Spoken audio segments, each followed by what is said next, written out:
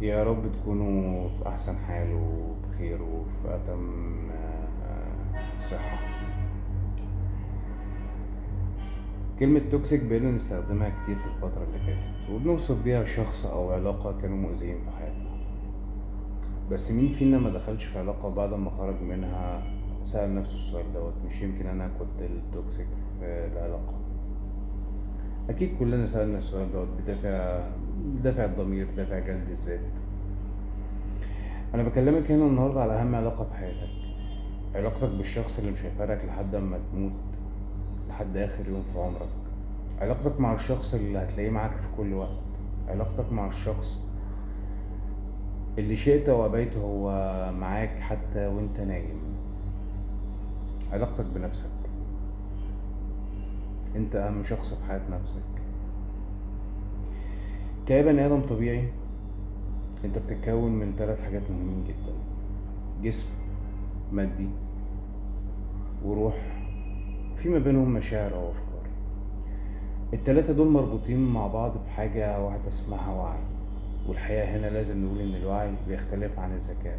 الذكاء في الأول وفي الآخر هو محصلة تجاربنا اللي عشناها في الحياة.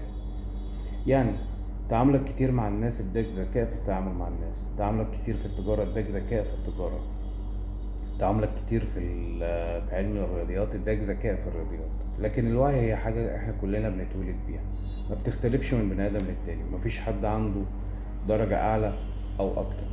الفكرة في حد بيستخدم الوعي دوت أو ما بيستخدموش. في رسمة أنا رسمتها، معرفش هتعرفوا تشوفوها ولا لأ، بس ممكن تقرب الموضوع شوية.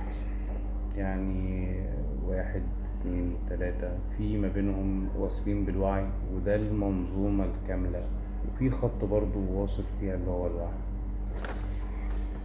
طيب، انت طول الوقت في علاقة مع ال3. طول الوقت انت في علاقة مع ال3 حاجات دول، مع جسمك وأفكارك ومشاعرك وروحك. لو جينا لحتة الجسم، جسمك دوت هو المكنة اللي انت بتعبر بيها في الواقع اللي احنا شايفينه دوت عن اللي جواك. اللي جواك اللي هو الأفكار والمشاعر والروح. لازم تبقى مهتم بيها، ما ينفعش تديها أكتر من احتياجاتها ولا أقل من احتياجاتها. لو اديتها أكتر من احتياجاتها هتسبب لك مشاكل، وده رأي الطب طبعا. لو اديتها أقل من احتياجاتها برضه هتسبب لك مشاكل. يعني الراحة الكتير للجسم بيسبب له مشاكل، الراحة القليلة للجسم بيسبب له مشاكل، الأكل الكتير للجسم بيسبب مشاكل، قلة الأكل للجسم برضه بتسبب مشاكل. وهنا في مقولة أو حديث بتحضرنا عن النبي عليه الصلاة والسلام، إن في واحدة ست جت تشتكي من إن جوزها بيقيم الليل كتير وبيصوم الظهر كتير وما بيهتمش بأهل بيته كتير. النبي بعت للراجل دوت وقال له إن لبدنك عليك حق، وإن لنفسك عليك حق، وإن لربك عليك حق، فأت كل ذي حق حقه. ده فيما يتعلق بالجسم. فيما يتعلق بالأفكار والمشاعر، أفكارك ومشاعرك طول الوقت هي بتتغير. أفكارك ومشاعرك طول الوقت هي طالعة نازلة، طول الوقت بتتحرك ما بين حاجتين، ما بين الإيجابي والسلبي. دور وعيك هنا إنك دايما تبقى منتبه للأفكار والمشاعر، ما تكبتهاش، تعبر عنها. ادي لنفسك المساحة اللي تقدر تعبر فيها. والمساحة اللي تقدر تعبر فيها ممكن تبقى هواية، ممكن تبقى رياضة، ممكن تبقى خروجة، ممكن يبقى مكان، ممكن تبقى أي حاجة. بس مساحة يبقى بتاعك انت لوحدك. مساحة كل مشاعرك وكل أفكارك تقدر تخرج بيها. عشان كده قعدة الصحاب مهمة، قعدتك مع نفسك مهمة، قعدتك في مكان بتحبه مهمة، حاجة انت بتحب تعملها مهمة. بالظبط. بالظبط الموضوع عامل زي الجناين الشاطر، بيفضل مراعي الجنينة عشان أعشاب الضارة ما تطلعش. طول ما هو مراعيها وبيشيل الأعشاب الضارة دي هتفضل تديله اللي هو عايزه ويفضل شكلها حلو، وتفضل عاملة له التوازن. الحاجة التالتة الروح،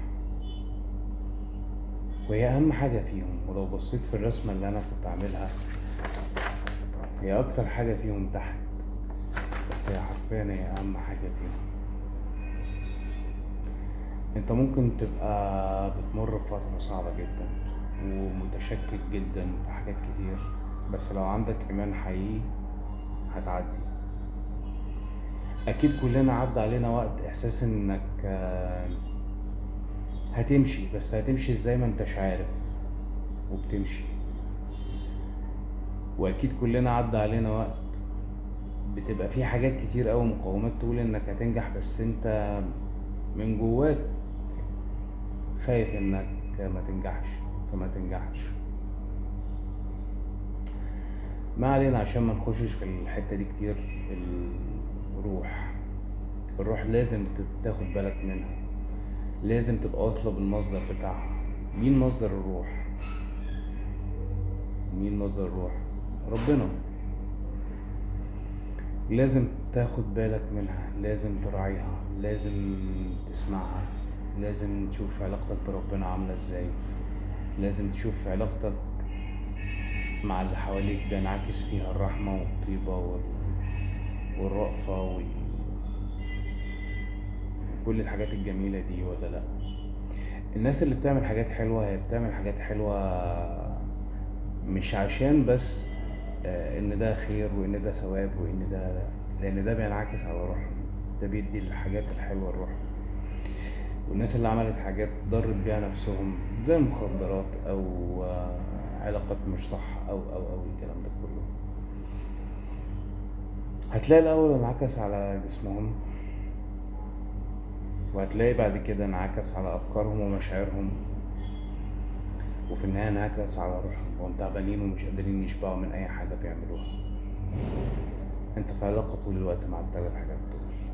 ركز انك تبقى علاقتك متوازنة معاهم، ركز انك تبقى علاقتك صحية معاهم، لان التلاتة دول مكملين معاك لحد اخر يوم، فما تبقاش توكسيك. اشوفكم على خير.